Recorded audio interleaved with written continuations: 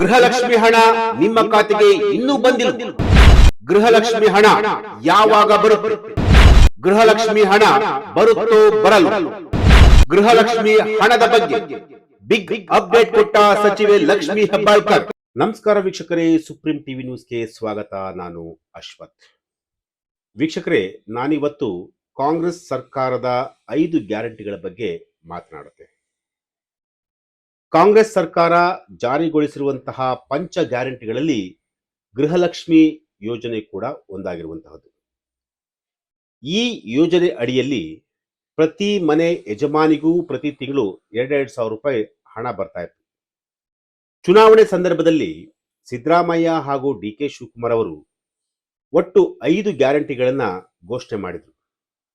ಯಾವಾಗ 5 ಗ್ಯಾರಂಟಿಗಳನ್ನ ಘೋಷಣೆ ಮಾಡಿದ್ರೋ ಆಗ ಇಡೀ ರಾಜ್ಯದ ಜನ ಕಾಂಗ್ರೆಸ್ ಪಕ್ಷಕ್ಕೆ ಒಟ್ಟು 130 ಸ್ಥಾನಗಳನ್ನ ಕೊಟ್ಟಿದ್ರು. ಅಂದ್ರೆ ಆ 5 ಗ್ಯಾರಂಟಿಗಳು ಯಾವ ರೀತಿಯಾಗಿ ವರ್ಕೌಟ್ ಆಗಿತ್ತು ಅಂತಂದ್ರೆ, ಇಡೀ ರಾಜ್ಯದ ಜನ ಕಾಂಗ್ರೆಸ್ ಸರ್ಕಾರ, ಅದರಲ್ಲೂ ಕೂಡ ಸಿದ್ದರಾಮಯ್ಯ ಅವರ ಮೇಲೆ ನಂಬಿಕೆ ಇಟ್ಟು ಒಟ್ಟು 130 ಸೀಟ್ಗಳನ್ನ ಗೆಲ್ಲಿಸ್ಬಿಟ್ಟಿದ್ರು. ಕೊಟ್ಟ ಮಾತಿನಂತೆ ಸರ್ಕಾರವು ಕೂಡ ಆ 5 ಗ್ಯಾರಂಟಿಗಳನ್ನ ಈಗಾಗಲೇ ಅನುಷ್ಠಾನಕ್ಕೆ ತಂದಿರುವಂತಹದ್ದು. ಆದರೆ ಒಂದಷ್ಟು ಗೊಂದಲ ಗೃಹಲಕ್ಷ್ಮಿ ಹಣದ ವಿಚಾರದಲ್ಲಿ ಆಗಾಗ ಆಗ್ತಲೇ ಇರುತ್ತೆ. ಅದು ಯಾವ ರೀತಿ ಅಂತಂತಂದ್ರೆ, 2-3 ತಿಂಗಳು ಕಂಟಿನ್ಯೂ ಆಗ್ಬಿಡೋದು ಗೃಹಲಕ್ಷ್ಮಿ ಹಣವನ್ನ, ಮತ್ತೆ 2-3 ತಿಂಗಳು ಸ್ಟಾಪ್ ಮಾಡ್ಬಿಡೋದು. ಈ 2-3 ತಿಂಗಳು ಹಣ ಯಾವಾಗ ಸ್ಟಾಪ್ ಆಗುತ್ತೋ ಆಗ ಒಂದಷ್ಟು ಗೊಂದಲಗಳು ಆಗ್ತಾ ಇರುವಂಥದ್ದು. ಅದಕ್ಕೆ ಸಿದ್ದರಾಮಯ್ಯರು ಕೂಡ ಸ್ಪಷ್ಟೀಕರಣ ಕೊಡುವಂತಹದ್ದು, ಅವರ ಸಚಿವ ಸಂಪುಟದ ಮಿತ್ರರು ಕೂಡ ಸ್ಪಷ್ಟನೆಯನ್ನು ಕೊಡುವಂತಹದ್ದು, ಇನ್ನು ಸಚಿವೆ ಲಕ್ಷ್ಮಿ ಹೆಬ್ಬಾಳ್ಕರ್ ಕೂಡ ಅದಕ್ಕೆ ಸ್ಪಷ್ಟನೆಯನ್ನ ಕೊಡ್ತಾ ಇರ್ತದ್ದು. ಆ ಸ್ಪಷ್ಟನೆಯನ್ನ ಕೊಟ್ಟಂತಹ ಸಂದರ್ಭದಲ್ಲಿ ಒಂದಷ್ಟು ಜನರು, ಅಂದ್ರೆ ಅದರಲ್ಲೂ ಕೂಡ ಮಹಿಳೆಯರು ನಿರಾಳವಾಗ್ಬಿಡ್ತಾರೆ. ಈ ತಿಂಗಳು ಬರುತ್ತೆ, ನೆಕ್ಸ್ಟ್ ತಿಂಗಳು ಬರುತ್ತೆ, ಮುಂದಿನ ತಿಂಗಳು ಬರುತ್ತೆ ಅಂತ ಹೇಳಿ ನಿರಾಳವಾಗ್ಬಿಡ್ತಾರೆ. ಆದ್ರೆ ಯಾವುದೇ ಸ್ಪಷ್ಟನೆಯನ್ನ ಕೊಡದಲೇ ಸುಮ್ಮನೆ ಅದನ್ನ ಒಂದ್ ಸ್ವಲ್ಪ ತೇಲಿಸುವಂತಹ ಒಂದು ಕೆಲಸವನ್ನ ಯಾವಾಗ ಸರ್ಕಾರ ಮಾಡುತ್ತೋ ಆಗ ಆ ಭರವಸೆ ಮೇಲೆ ಕಂಪ್ಲೀಟ್ ಆಗಿ ಎಲ್ಲೋ ಒಂದ್ ಕಡೆ ಕಳೆದು ಹೋಗ್ಬಿಡುತ್ತೆ. ಸೊ ಈಗ ಇದೇ ವಿಚಾರಕ್ಕೆ ಸಂಬಂಧಪಟ್ಟಂತೆ ಲಕ್ಷ್ಮಿ ಹೆಬ್ಬಾಳ್ಕರ್ ಅವರು ಈಗ ಒಂದು ಬಿಗ್ ಅಪ್ಡೇಟ್ ಅನ್ನು ಕೂಡ ಕೊಟ್ಟಿರುವಂಥದ್ದು. ಗೃಹಲಕ್ಷ್ಮಿ ಹಣ ಯಾವಾಗ ಬರುತ್ತೆ, ನಿಮ್ಮ ಖಾತೆಗೆ ಯಾವಾಗ ಜಮೆ ಆಗುತ್ತೆ ಅನ್ನೋದ್ರ ಬಗ್ಗೆ ಒಂದಷ್ಟು ಮಾಹಿತಿಯನ್ನು ಕೊಟ್ಟಿರುವಂಥದ್ದು. ಎಸ್, ಈಗ ಅದೇ ವಿಚಾರಕ್ಕೆ ಸಂಬಂಧಪಟ್ಟಂತೆ ನಾನು ಕೂಡ ಕಂಪ್ಲೀಟ್ ಆಗಿ ವಿವರವನ್ನು ಕೊಡ್ತೀನಿ. ವೀಕ್ಷಕರೇ, ಗೃಹಲಕ್ಷ್ಮಿ ಹಣ ಅಂತ ಇದೆಯಲ್ಲ, ಅದು ಒಂದಷ್ಟು ಕುಟುಂಬಗಳಿಗೆ ಎಲ್ಲೋ ಒಂದ್ ಕಡೆ ಬಹಳ ಪ್ರಯೋಜನವಾಗುವಂತಹ ಒಂದು ಹಣ ಅಂತ ಅಂದ್ರೂ ಕೂಡ ತಪ್ಪಾಲಿಕ್ಕಿಲ್ಲ. ಯಾಕೆಂತಂದ್ರೆ ಆ ಹಣವನ್ನೇ ನಂಬಿಕೊಂಡು ಎಷ್ಟೋ ಕುಟುಂಬಗಳು, ಎಷ್ಟೋ ಬಡ ಕುಟುಂಬಗಳು ಆ ಹಣವನ್ನೇ ನಂಬಿಕೊಂಡು ಜೀವನವನ್ನ ಸಾಗಿಸುವಂತಹ ಅದೆಷ್ಟೋ ಕುಟುಂಬಗಳು ಕೂಡ ಇರುವಂತಹದ್ದು. 1 ತಿಂಗಳು ಹಣ ಬರದೇ ಇದ್ರೆ ಖಂಡಿತವಾಗ್ಲೂ ಆ ಕುಟುಂಬ ಬೀದಿಗೆ ಬರುತ್ತೆ. ಸೊ ಅಂತಹ ಒಂದು ಪರಿಸ್ಥಿತಿಯನ್ನ ಇದೇ ಸರ್ಕಾರ ಈಗ ಮಾಡಿರುವಂಥದ್ದು. 5 ಗ್ಯಾರಂಟಿಗಳನ್ನ ಕೊಡದೇ ಇದ್ದಿದ್ರೆ ಜನ ಸುಮ್ಮನೆ ಇದ್ಬಿಡ್ತಿದ್ರು. ಆದ್ರೆ ಗ್ಯಾರಂಟಿಗಳನ್ನ ಘೋಷಣೆ ಮಾಡಿ, ಗ್ಯಾರಂಟಿಗಳನ್ನ ಒಂದು ಸ್ವಲ್ಪ ದಿನಗಳ ಕಾಲ ಕೊಟ್ಟು ಮತ್ತೆ ಏನಾದರೂ ಸ್ವಲ್ಪ ಏರುಪೇರು ಆಯ್ತು ಅಂತಂತಂದ್ರೆ ಅದ್ರ ಬಗ್ಗೆನೇ ಜನ ಮಾತನಾಡ್ಕೊಳ್ತಾರೆ. ಈಗ ಅದೇ ರೀತಿಯಾದಂತಹ ಒಂದು ವಾತಾವರಣ ಕಾಂಗ್ರೆಸ್ ಪಕ್ಷದಲ್ಲೂ ಕೂಡ ಇರುವಂಥದ್ದು, ಕಾಂಗ್ರೆಸ್ ಸರ್ಕಾರದ ಮೇಲೂ ಕೂಡ ಇರುವಂಥದ್ದು. ಯಾವಾಗ 5 ಗ್ಯಾರಂಟಿಗಳನ್ನ ಪುಂಖಾನುಪುಂಖವಾಗಿ ಸಿದ್ದರಾಮಯ್ಯವರು ಘೋಷಣೆ ಮಾಡಿದ್ರು, ಘೋಷಣೆ ಮಾಡದಂತೆ ಅದರ ತಕ್ಕದಾಗಿ ಅವರು ನಡ್ಕೊಂಡ್ರು. ಆದ್ರೆ ಗೃಹಲಕ್ಷ್ಮಿ ಹಣದ ವಿಚಾರದಲ್ಲಿ 1-2-3 ತಿಂಗಳು ಸ್ಟಾಪ್ ಆಗೋದು, ಮತ್ತೆ 4-5 ತಿಂಗಳು ಕೊಡೋದು, ಈ ರೀತಿಯಾದಂತಹ ಒಂದು ವಾತಾವರಣ ಪದೇ ಪದೇ ಆಗ್ತಾ ಇರುವಂಥದ್ದು. ಇದು ಒಂದಷ್ಟು ಮಹಿಳೆಯರಲ್ಲಿ ಒಂದಷ್ಟು ಗೊಂದಲ ಕೂಡ ಆಗ್ತಾ ಇರುವಂಥದ್ದು. ಆದ್ರೆ ಈ ಎಲ್ಲಾ ಗೊಂದಲಕ್ಕೆ ಈಗ ಕಂಪ್ಲೀಟ್ ಆಗಿ ಕಾಂಗ್ರೆಸ್ ಸರ್ಕಾರ, ಅದರಲ್ಲೂ ಕೂಡ ಸಚಿವೆ ಲಕ್ಷ್ಮಿ ಹೆಬ್ಬಾಳ್ಕರ್ ಅವರು ಫುಲ್ ಸ್ಟಾಪ್ ಇಟ್ಟಿರುವಂಥದ್ದು. ಬೆಳಗಾವಿ ತಾಲೂಕಿನ ಬಾಕ್ನೂರು ಗ್ರಾಮದ ಸುಪ್ರಸಿದ್ಧ ಮಹಾಲಕ್ಷ್ಮಿ ದೇವಸ್ಥಾನಕ್ಕೆ ಲಕ್ಷ್ಮಿ ಹೆಬ್ಬಾಳ್ಕರ್ ಅವರು ಭೇಟಿ ಕೊಟ್ಟಿದ್ರು.